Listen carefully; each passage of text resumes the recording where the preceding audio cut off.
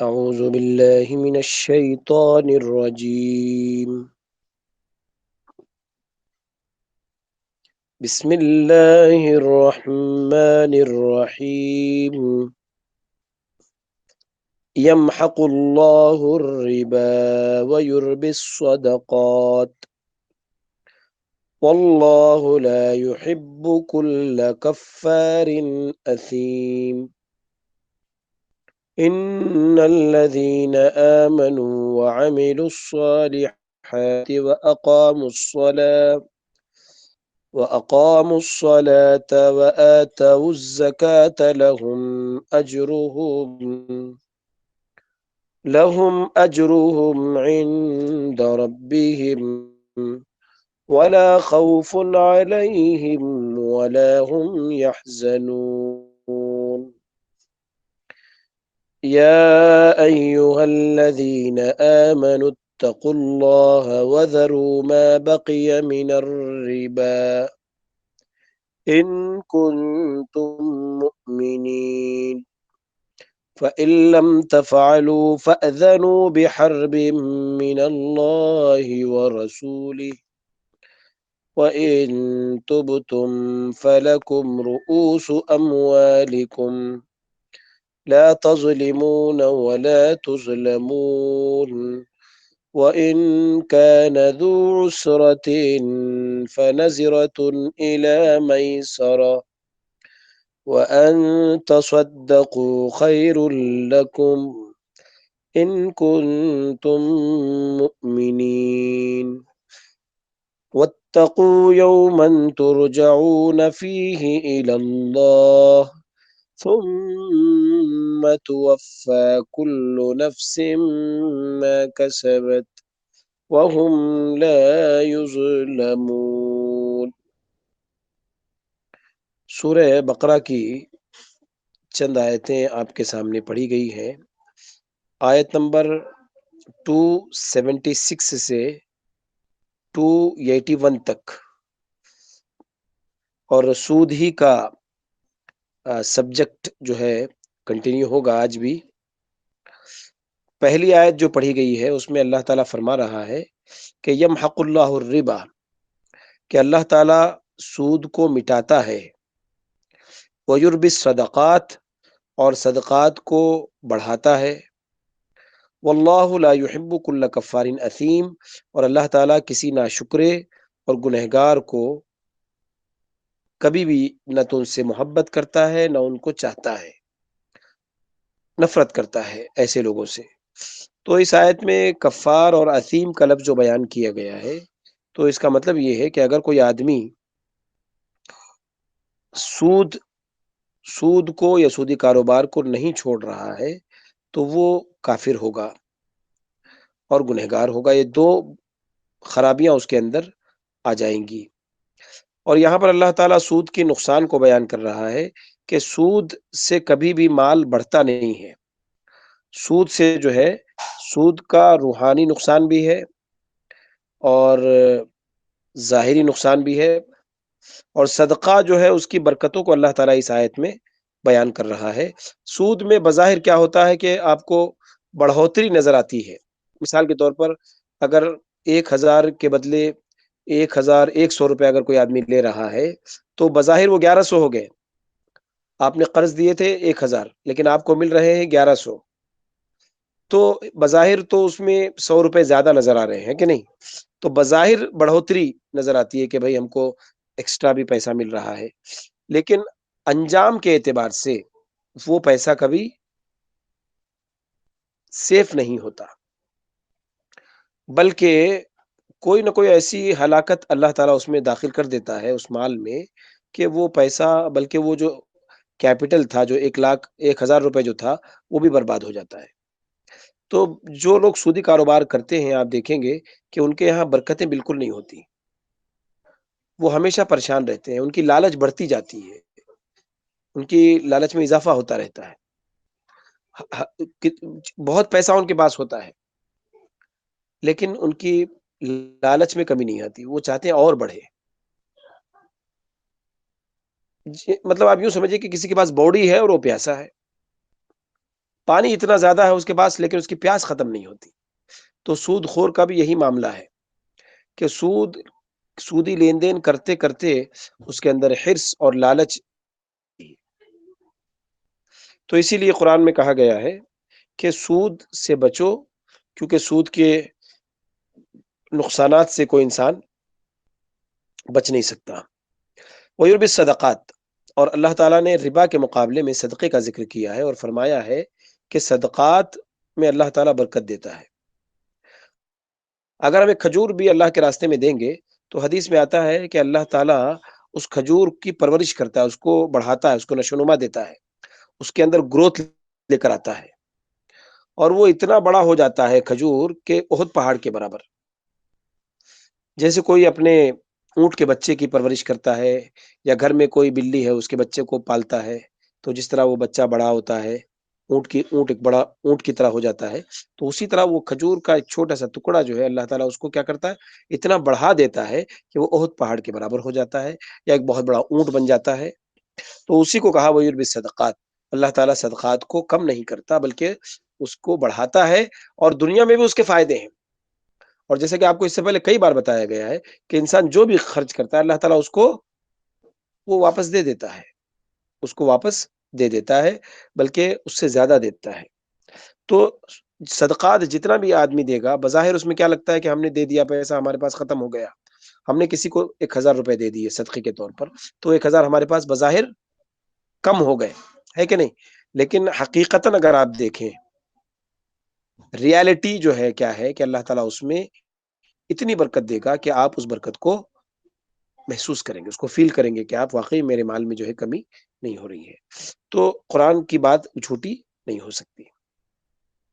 اس کے بعد اللہ تعالیٰ فرماتا ہے کہ ان الذین آمنوا وعملوا الصالحات، یقیناً وہ لوگ جو ایمان لائے اور جنہوں نے نیک عمل کیے اور واقاموا الصلاۃ، نماز کو قائم کیا، وآتوا الزکاۃ، اور جو زکوٰۃ دیتے رہے، تو اللہ تعالیٰ فرماتا ہے کہ لہم اجرہم عند ربہم، ان کا اجر ان کے رب کے پاس ہے، ولا خوف علیہم ولا هم یحزنون، نہ ان پر خوف ہوگا نہ ان کو غمزدہ کیا جائے گا۔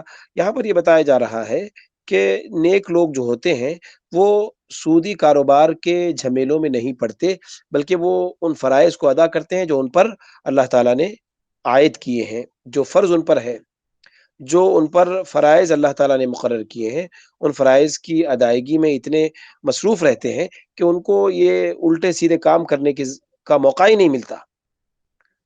تو یہ سودی کاروبار وغیرہ جو کرتے ہیں جو لوگ، گویا وہ لوگ ایمان سے خارج ہو جاتے ہیں، وہ لوگ ایمان سے خارج ہو جاتے ہیں۔ اس کے بعد اللہ تعالیٰ فرما رہا ہے، ایمان والوں سے کہہ رہا ہے کہ یا الذین آمنوا، اے وہ لوگوں جو ایمان لائے ہو، اتقوا اللہ، اللہ سے ڈرو۔ اور اللہ سے ڈرنے کا مطلب کیا ہے؟ کہ اللہ سے ڈرنے کا مطلب یہ ہے کہ اللہ تعالیٰ جو بھی تم کو آرڈر دے رہا ہے، جو حکم دے رہا ہے، اس کو پورا کرو، یہ اللہ سے ڈرنا ہے۔ اور یہاں پر کیا حکم دے رہا ہے؟ سود سے بچو، لا تأکل الربا اضعافا مضاعفا، بڑھتا چڑھتا سود مت کھاؤ، آگے آیت آئے گی انشاءاللہ۔ تو اللہ تعالیٰ فرما رہا ہے کہ وَذَرُوا مَا بَقِیَ مِنَ الرِّبَا، تمہارا جو سود باقی رہ گیا ہے اس کو چھوڑ دو، کیونکہ یہ آیتیں جب نازل ہو رہی تھی اس وقت بہت سارے مسلمان بھی سودی کاروبار میں ملوث تھے، وہ بھی اس کے انوالومنٹ تھا ان کا بھی، مسلمانوں کا بھی۔ تو اللہ تعالیٰ ایمان والوں سے کہہ رہا ہے کہ اب تم ایمان لا چکے ہو، اب تم کو سود چھوڑنا ہوگا، اب سودی کاروبار تم کو چھوڑنا ہوگا، اور جو تمہارا سود رہ گیا ہے، ابھی کوئی آدمی تم کو 10,000 سود کے دینا ہے، کوئی آدمی 5,000 سود کے دینا ہے، وہ سب چھوڑ دو۔ کیا کہا؟ وہ سب چھوڑ دو۔ ان کنتم مؤمنین، اگر تم صحیح معنوں میں مومن ہو تو سودی کاروبار کو چھوڑ دو، سودی کاروبار کو چھوڑ دو۔ فَإِن لَمْ تَفْعَلُوا، اگر تم نہیں چھوڑو گے، فَأَذَنُوا بِحَرْبٍ مِّنَ اللَّهِ وَرَسُولِهِ، اگر تم ایسا نہیں کرتے ہو تو اللہ سے اور اس کے رسول سے لڑنے کے لیے تیار ہو جاؤ۔ یہاں پر کہا جا رہا ہے کہ اگر تم یہ ایسی وعید ہے، اللہ سے جنگ کرنا، رسول سے جنگ کرنا، یہ بہت بڑی وعید ہے، یہ بہت بڑی اللہ تعالیٰ کی طرف سے دھمکی ہے، دھمکی دی جا رہی ہے، اور کسی بھی نافرمانی کے ضمن میں ایسی دھمکی نہیں دی گئی ہے۔ لیکن یہاں پر اللہ تعالیٰ کہہ رہا ہے کہ اگر تم سودی کاروبار سے باز نہیں آتے، سود کی حرمت اور اس کی نقصانات کو جاننے کے باوجود اگر تم سودی کاروبار سے باز نہیں آتے، تو اللہ تعالیٰ کہہ رہا ہے کہ پھر اللہ اور اس رسول سے جنگ کرنے کے لیے، لڑنے کے لیے تیار ہو جاؤ۔ فَأْذَنُوا بِحَرْبٍ مِّنَ اللَّهِ وَرَسُولِهِ وَإِن تُبْتُمْ، اور اگر تم سود سے توبہ کر لو، فَلَكُمْ رُءُوسُ أَمْوَالِكُمْ، تو جو تمہارا سرمایہ ہے وہ تمہیں مل کے رہے گا، تمہاری جو اصل ہے وہ تمہیں مل جائے گا، جو سود ہے وہ چھوڑ دو۔ لا تظلمون ولا لا تظلمون ولا تظلمون، نہ تم ظلم کرو نہ تم پر ظلم کیا جائے۔ اگر تم کسی سے 1000 روپے دے کر 1500 روپے لیتے ہو تو تم ظالم ہو، تم چھوڑ دو، وہ 500 چھوڑ دو، تمہارا اصل لے لو، یہ انصاف کی بات ہے۔ اور نہ تم ظلم کرو نہ تم پر ظلم کیا جائے، اور تم پر ظلم کیا جانے کا مطلب یہ ہے کہ 1000 روپے جو ہے وہ تم کو لینا ہے، تمہارا قرضہ ہے، تمہارا اصل ہے، تو نہ تم مظلوم بنو نہ تم ظالم بنو، یہ بات یہاں پر کہی جا رہی ہے۔ تو سودی کاروبار کو چھوڑ دینا چاہیے، تو صحابہ اکرام نے جو ہے باقاعدہ سودی کاروبار کو چھوڑا ہے، کیونکہ عبداللہ ابن عباس رضی اللہ عنہ فرماتے ہیں کہ اگر کوئی مملکت جہاں پر اسلامی حکومت ہو، جہاں پر اسلامی حکومت ہو، اگر کوئی مملکت ایسی ہو جہاں پر اسلامی حکومت ہو، تو وہاں پر اگر کوئی آدمی سود چھوڑنے پر تیار نہ ہو، سود چھوڑنے پر تیار نہ ہو، تو جو بادشاہ ہوگا، جو خلیفہ وقت ہوگا، اس کی یہ ذمہ داری ہے کہ وہ اس سے توبہ کرائے، اور اگر توبہ نہیں کرتا ہے، وہ باز نہیں آتا ہے، تو اس کی گردن اڑا دے۔ یہ ابن کثیر میں حضرت عبداللہ ابن عباس کا یہ قول نقل کیا گیا، اتنی سخت بات کہی، دیکھیے انہوں نے۔ عبداللہ ابن عباس فرماتے ہیں کہ اگر کوئی مملکت اسلامی مملکت ہے، اگر کہیں اسلامی حکومت ہے، تو وہاں پر خلیفہ وقت کو چاہیے کہ جو لوگ سود میں ملوث ہیں ان کو بلائیں، ان کو توبہ کرائیں، اگر وہ توبہ کر لیں تو ٹھیک ہے، اگر توبہ نہ کریں تو ان کی گردن مار دی جائے، اور ان کو، یعنی سود اتنا بڑا جرم ہے کہ اس میں گردن مارنے کا حکم بھی جو ہے شامل ہے۔ یہ عبداللہ ابن عباس رضی اللہ عنہ کا فتویٰ ہے، جو علامہ ابن کثیر نے اپنی تفسیر میں ذکر کیا ہے۔ تو آپ سوچ لیجئے کہ سودی کاروبار جو ہے کتنی بڑی لعنت ہے، اور اس سے جو ہے معاشرے پر کتنے گہرے نقصانات جو ہے پیدا ہوتے ہیں۔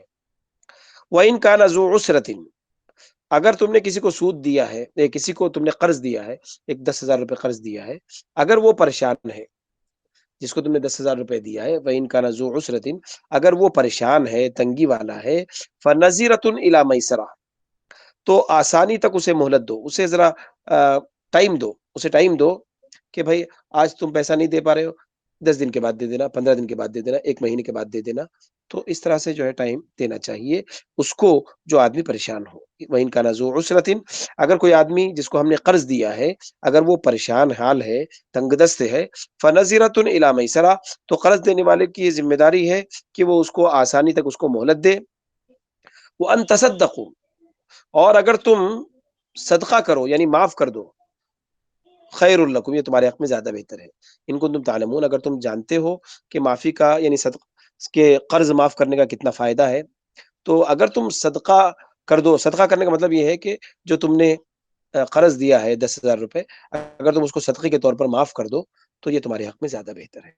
اسلام کی تعلیمات کو دیکھیے، اور جو یورپین کنٹریز میں آج جو سود کی جو لعنت ہے اس کے نقصانات کو دیکھیے، کہ اس سے محبتیں ختم ہو جاتی ہیں، انسان کے اندر لالچ پیدا ہوتی ہے، حرص پیدا ہوتا ہے، جتنا بھی آدمی سودی کاروبار کرے اتنا ہی زیادہ جو ہے اس کے اندر جو ہے یعنی لالچ بڑھتی جاتی ہے، ہزاروں لاکھوں روپیہ اس کے پاس ہوتا ہے، سودی کاروبار کر رہا ہے، اور وہ اور زیادہ چاہتا ہے کہ اس کا مال، اس کا روپیہ اور بڑھے، تو یہ لالچ اس کے اندر جو ہے پیدا ہو جاتی ہے، اسی لیے سودی کاروبار سے دور رہنا ہی جو ہے بہتر ہے۔ کیا ہوتا تھا کہ قرض کی ادائیگی نہ ہونے کی صورت میں سود بڑھتا رہتا تھا۔ مثال کے طور پر میں نے جو ہے ایک آدمی کو 10,000 روپے قرض دیے، زمانے جاہلیت کو سوچیے آپ، 10,000 دیے تو وہ بیچارہ پریشان ہے۔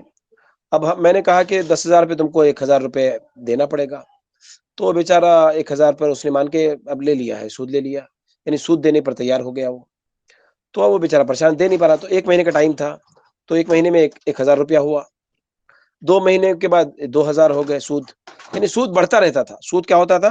بڑھتا رہتا تھا. سود کی رقم میں اضافہ ہوتا چلا جاتا تھا، سود بڑھتا رہتا تھا، اور وہ چھوٹی سی وہ 10,000 کی رقم جو ہے وہ 1,00,000 ہو جاتی تھی، اور اتنی بڑی رقم ہو جاتی تھی کہ اس کو دینا اس کے لیے ناممکن ہو جاتا تھا، امپاسبل ہو جاتا تھا. تو یہ سود کی نقصان دیکھیے کتنا بڑا نقصان ہے. اس کے برعکس اللہ تعالیٰ نے حکم دیا ہے کہ اگر کوئی آدمی تنگ دست ہے تو سود لینا تو دور کی بات، اصل مال بھی معاف کر دو.